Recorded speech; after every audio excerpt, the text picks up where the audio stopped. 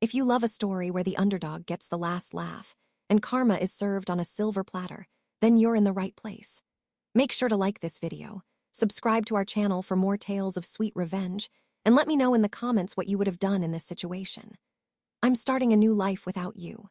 The words, spoken with the cool confidence of a man who believes he holds all the cards, didn't just hang in the air, they sucked the oxygen right out of it. We were at a private room in the Capitol Grill in Boston, a place I had booked months in advance to celebrate our daughter Sophia's graduation from Boston College.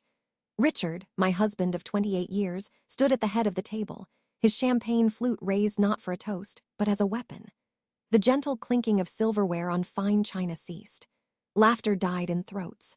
The low hum of polite conversation, the soundtrack to our carefully curated life, vanished. 50 pairs of eyes, belonging to family and people I had considered my closest friends, darted between Richard's triumphant smirk and my face, waiting for the explosion. They were hungry for the tears, the accusations, the dramatic, undignified exit everyone expected from the wronged wife. Instead, I smiled. It wasn't a big smile, just a small, knowing curve of my lips. Congratulations on your honesty, Richard. It's a bit overdue, but better late than never, I suppose. My name is Eleanor Vance. I am 54 years old, and until that precise moment, I had played the role of the devoted, supportive wife to perfection. I was a master of the craft.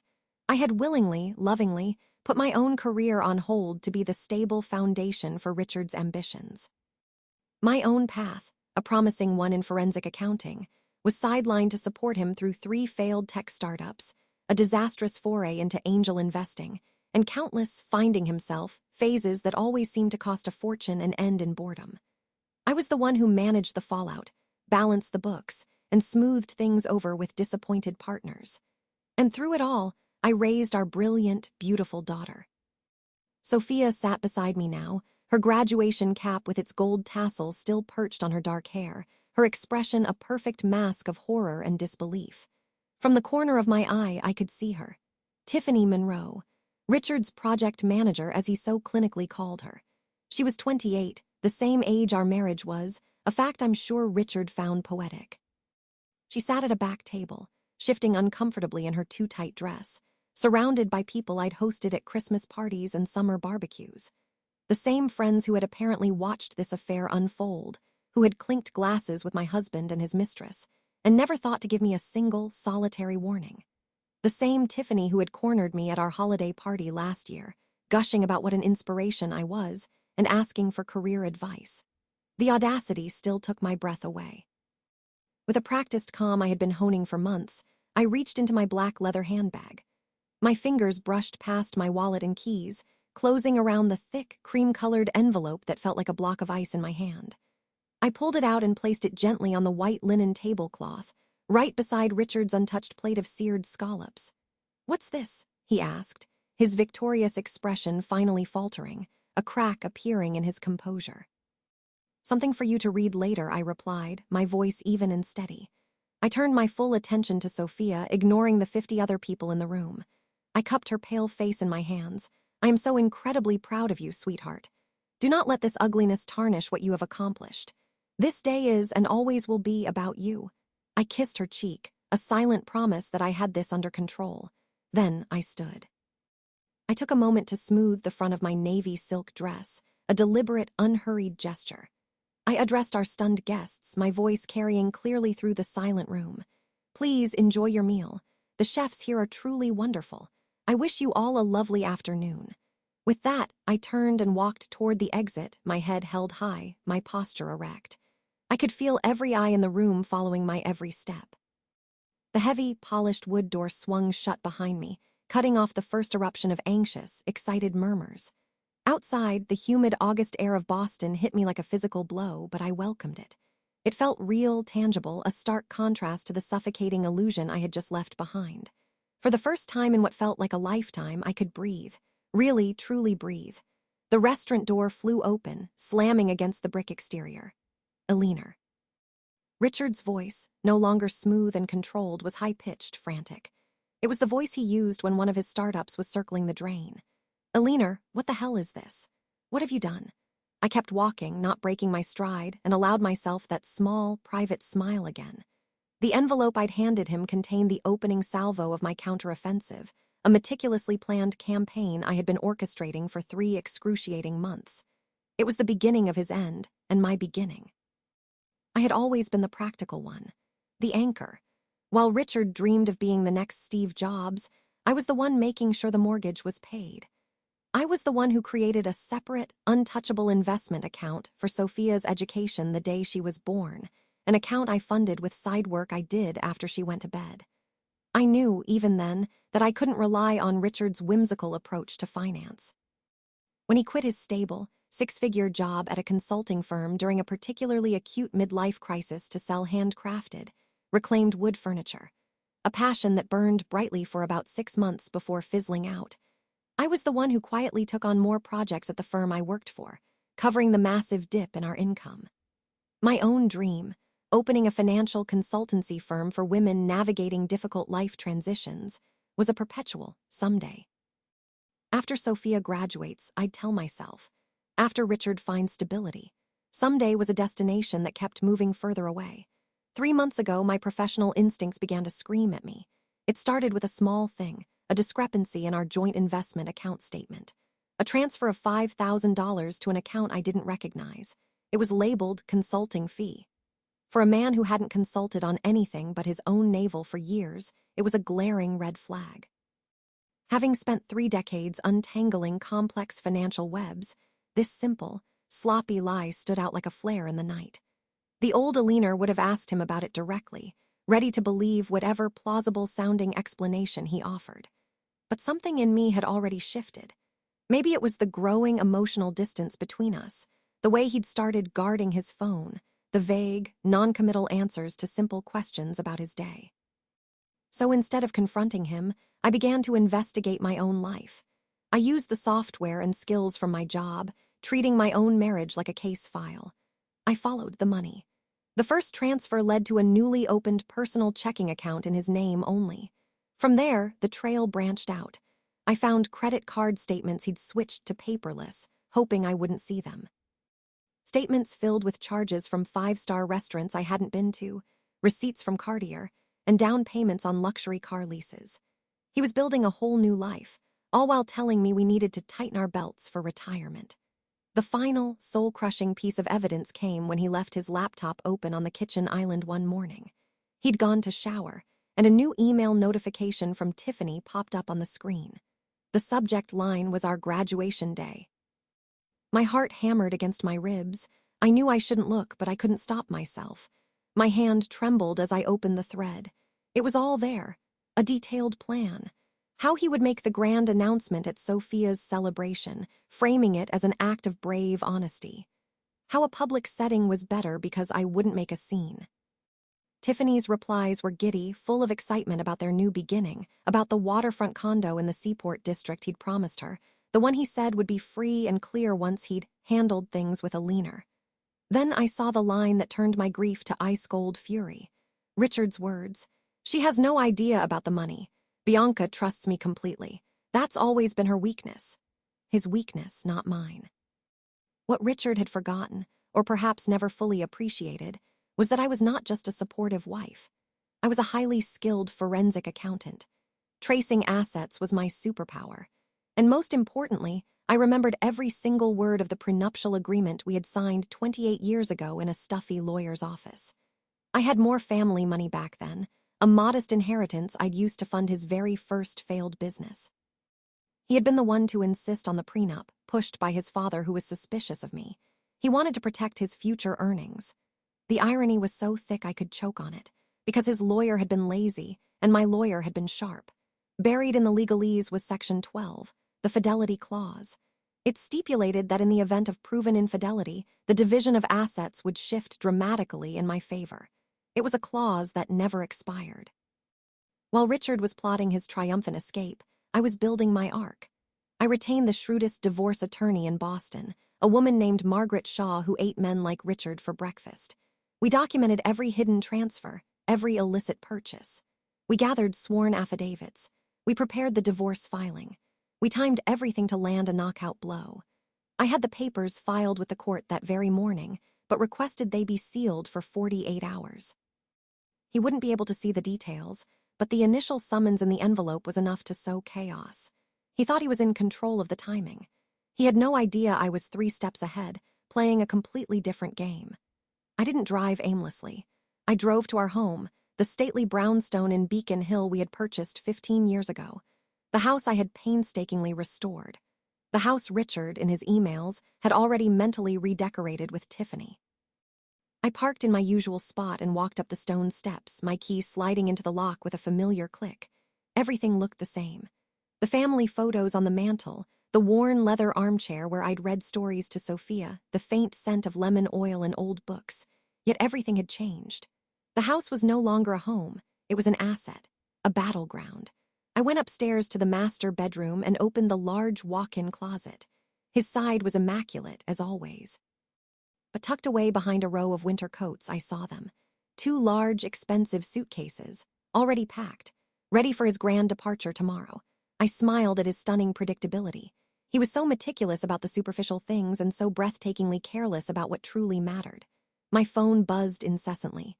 Texts from concerned friends, texts from nosy friends, a frantic call from Richard's sister, Caroline, who had flown in from Chicago, and a dozen texts from Sophia. I ignored everyone but my daughter. "I'm okay, sweetie, I promise. This isn't your burden to carry. Go out with your friends. Celebrate. We'll talk tonight. I love you more than words can say." Protecting Sophia had been my primary goal. I couldn't let his betrayal cast a shadow over her final semester of college. She would be angry that I'd kept this from her, I knew. But I also knew she had inherited my pragmatic strength along with her father's charisma. She would understand. 3 hours later, I heard his car screech to a halt outside. The front door was thrown open with such force that it slammed against the interior wall, leaving a mark. "Eleanor," he shouted, his voice echoing with a mixture of rage and panic through the quiet house. "Where are you?" I was sitting in the living room, in my armchair, calmly reviewing a prospectus for my new business on my laptop. I closed it slowly as he stormed in, his face flushed a deep, unhealthy red, the cream envelope crumpled in his white-knuckled fist. "What is the meaning of this?" he demanded, waving the single sheet of paper that was the divorce summons. "You served me with divorce papers. Today, of all the vindictive, cruel, I thought it aligned nicely with your schedule," I replied, my voice chillingly calm. "You wanted to start your new life. I'm simply helping to facilitate the transition. You had no right." "I had every right," I interrupted, my voice sharp now. "Just as you had every right to carry on an affair for over a year. Just as you had every right to systematically steal money from our family. We all make choices, Richard. These are the consequences of yours. The prenup is worthless," he sneered, desperately trying to regain some footing. His arrogance was a shield, but I could see the fear in his eyes. "It's been 28 years. Any lawyer will tell you it's expired." I allowed myself a small, pitying smile. "Actually, it hasn't. I suggest you read it again. Specifically Section 12. The fidelity clause. It remains in effect for the duration of the marriage. Your lawyer should have explained that to you." "Oh, wait, you didn't consult one, did you? You thought you could handle this all on your own." The blood drained from his face as the reality of his blunder began to sink in. The prenup. The document he had insisted upon to protect his imagined future wealth would now be the very thing that would strip him of everything he actually had. The house, the vacation condo on the Cape, his share of our investment portfolio. His grand, humiliating gesture at the restaurant had just become the most expensive announcement of his entire life.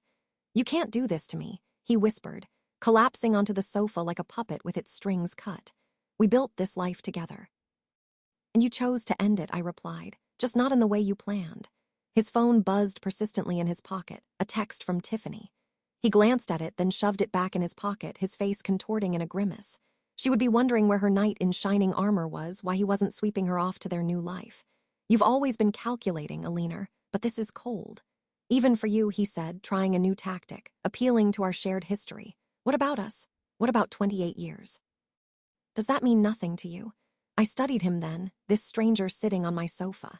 This man I had loved with every fiber of my being for nearly 3 decades. The man who had held my hand through the heartbreaking loss of 2 pregnancies before we were blessed with Sophia. The man who had once driven all night to bring me a specific type of seashell from a beach in Maine because I'd said offhandedly that I loved them. When did that man die? Or was he never real?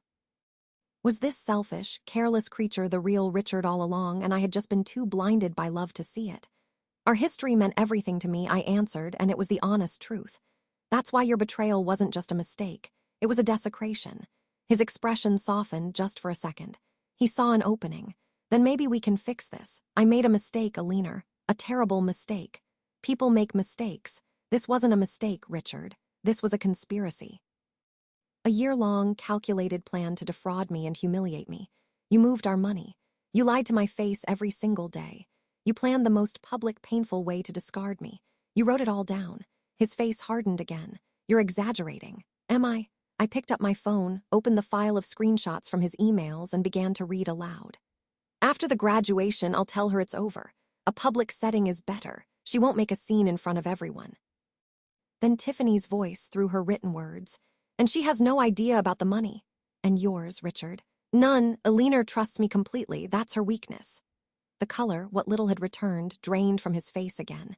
He looked like he was going to be sick. You went through my private emails. That's illegal. Not when the computer they are on is a shared family asset, located in our shared family home, I responded coolly. And not in a state that recognizes the marital fraud you were perpetrating. My lawyer, Margaret, was very clear on that point. I didn't look for your private moments with Tiffany, Richard. I'm not cruel. I looked for the evidence of your plan to steal from your family, and I found it. He stood up abruptly, agitated, pacing the antique rug. I need to make some calls. Of course, I said. Your attorney might be a good place to start, if you can find one to take your case on short notice. I'll be staying at Caroline's tonight. Caroline S., he sputtered, his head whipping around. My sister's house. I nodded. She's quite upset with you, actually. She was the one who first spotted you and Tiffany together having a very cozy dinner last Christmas. She didn't tell me right away. She did you the courtesy of confronting you first. You promised her it was nothing, that she was a work colleague and you were ending the mentorship. You lied to your own sister. When she realized you were still seeing her, she came to me. She's the one who told me to start digging. This was a blow he hadn't anticipated. He and Caroline had always been close. The thought of his own sister taking my side, actively aiding in his downfall, seemed to shatter him more than the financial losses. Everyone's betraying me, he muttered, looking around the room as if the walls were closing in. Ironic, isn't it? I said, gathering my purse and the small overnight bag I had packed that morning. You have until tomorrow evening to remove your personal belongings from the house. After that, the locks will be changed and a security system installed. As I headed for the door, he called after me, his voice raw with a desperation that was almost pitiable. What about Sophia? Have you thought about how this affects her? I paused at the door, my hand on the cool brass knob, and turned to face him one last time. A wave of pure, hot anger finally broke through my icy calm. Don't you dare, she said, her voice low and dangerous. Don't you dare use our daughter as a shield. You certainly weren't thinking about her when you were planning your new beachfront life with your mistress. You weren't thinking of her when you decided to blow up her graduation day. You lost the right to speak her name in this house. His phone buzzed again, a frantic, insistent vibration against the polished wood of the end table where he dropped it. He looked at the screen and groaned, a sound of pure agony. Problem. I asked, unable to resist one final twist of the knife. It's Tiffany, he said, looking utterly bewildered. She's at the condo in the seaport. She says the leasing office won't give her the keys. She's already moved all her things. They're on the sidewalk. I couldn't help but smile, a genuine, liberating smile. The waterfront condo you put in both your names, the lease you co-signed last month. Richard nodded, looking lost. You might want to check with the leasing office, I said sweetly. That application was flagged for credit issues and never completed. The agent called our home phone to verify some financial information. I handled it myself. I explained there was some potential fraud on my husband's accounts and that no new leases should be approved. I walked out the door, leaving Richard to face the first of many, many consequences. His perfectly planned new life was unraveling thread by thread, faster than he could possibly process. The king was in checkmate, and he hadn't even realized the game had begun. The final divorce hearing fell on what would have been our 29th wedding anniversary. The universe, it seemed, had a flair for the dramatic. I walked into the sterile, quiet courtroom with Margaret, my lawyer, feeling a sense of calm resolve. Richard arrived moments later, looking haggard. The past few months had not been kind to him. I'd heard through Caroline that his business, stripped of my quiet financial management and support, was struggling. He'd had to sell his luxury car and move into a small, generic apartment in a less fashionable part of town. Cassandra, of course, was long gone. She had lasted exactly 2 weeks after the financial freeze. Caroline had forwarded me a text from a mutual acquaintance, a message from Cassandra that read, "I didn't sign up to date a man with money problems and family drama." I thought he had his life together. She was already reportedly dating a real estate developer from Florida. Most of our mutual friends, after learning the full, sordid story of his deception, had quietly distanced themselves from him. His public performance had backfired spectacularly, painting him not as a brave truth-teller, but as a cruel, narcissistic fool. The judge, the same sharp-eyed woman from the preliminary hearing, wasted no time. She upheld the prenuptial agreement in its entirety. The ruling was swift and brutal. Richard was left with his personal possessions, his failing business, and the dregs of the secret account he had stolen from us, most of which had already been devoured by his legal fees. I retained our home, my own retirement accounts, my inheritance, and 75% of our joint investments, exactly as the fidelity clause stipulated. The justice was almost poetic. The very document he had insisted upon to protect himself from me had become his undoing, a financial trap of his own making. As we filed out of the courtroom, he approached me one last time in the echoing marble hallway. He looked smaller, diminished. "I made a terrible mistake, Eleanor," he said quietly, his eyes finally meeting mine without a trace of arrogance. "Is there any chance that we could—" "No," I interrupted. My voice was not harsh, but it was firm, absolute. "That door is closed, Richard." "And it's locked." He nodded slowly. "I understand," he replied. And for the first time in years, I believed he actually did. "I hope you find happiness, Eleanor. You deserve it." It was perhaps the first truly honest thing he had said to me in a very long time. A year later, my consultancy, Vance Financial Transitions, was thriving. The small office I had started in was a memory. I now occupied a bright, airy suite of offices downtown with a view of the harbor. I had hired 2 associates, both sharp women I had mentored, and we had a waiting list of clients. I had found my calling, not just in untangling finances, but in empowering women to take control of their own futures. I was giving them the tools and the confidence I wish someone had given me 30 years ago. Amelia, who had taken a great job with a marketing firm in New York, visited often. She was proud of what I had built from the ashes of my old life. "You know what's really ironic?" she said during one visit, sipping coffee in my new office. "If Dad had just been an adult, if he'd been honest and asked for a divorce from the start, he probably would have kept half of everything. He would have been fine." I looked out the window at the bustling city below. "Sometimes," I replied, "people are so consumed with what they want in the moment, so determined to win at all costs, that they can't see the spectacular ways they are about to lose." The woman who had once defined herself as Richard's wife and Sophia's mother had discovered a new, more authentic identity. Mentor, CEO, advocate, a survivor who had learned to build her own lifeboats. The envelope I had placed on that restaurant table hadn't just been the start of my revenge. It had been the key that unlocked a door to a future I never knew existed. And behind that door, I found not just justice, but something far more valuable. I found myself. And if you've made it this far, I hope this story reminds you of your own strength. Don't forget to subscribe for more stories of resilience and reinvention. Until next time, remember that sometimes the end of one story is just the beginning of a much better one.